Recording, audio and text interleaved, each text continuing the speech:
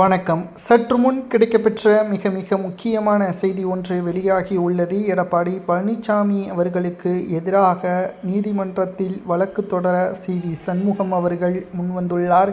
அதிமுகவின் அரசியலில் பரபரப்பை ஏற்படுத்தியுள்ளது.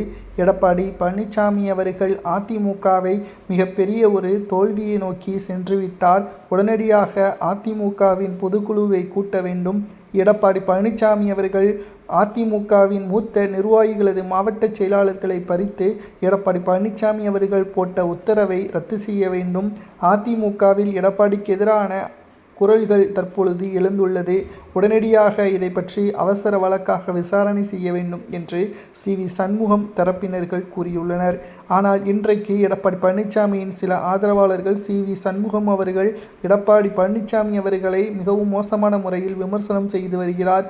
ஒன்று, அதிமுகவில் அவர் தொடர வேண்டும், இல்லை என்றால் அவர் எம்.எல்.ஏ. பதவியை ராஜினாமா செய்து கட்சியிலிருந்து வெளியேற வேண்டும் என்ற குற்றச்சாட்டையும் தற்பொழுது எடப்பாடி பழனிசாமி அவர்கள் முன்வைத்திருப்பதாக அவரது ஆதரவாளர்கள் சமூக வலைதளங்களில் முன்வைக்கப்பட்டுள்ள தகவல்களை நம்மால் பார்க்க முடிகிறது.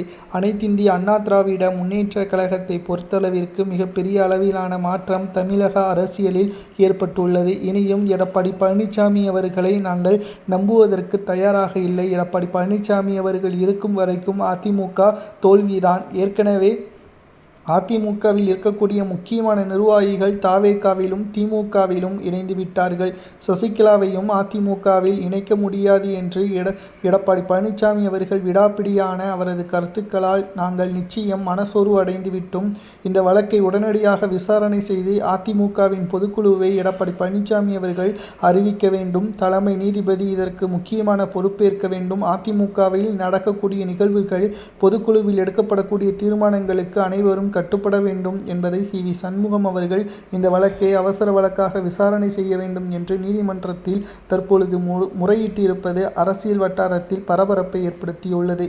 எடப்பாடி பழனிசாமி அவர்கள் நினைத்திருந்தால் அதிமுக எப்பொழுதோ வெற்றியடைந்திருக்கும். ஆனால் அவரது சுயநலமும் அவரது குடும்ப உறுப்பினர்களை அதிமுகவில் கொண்டு வர வேண்டும் என்ற எண்ணம்தான் அவரை இந்த நிலைமைக்கு வந்துள்ளது.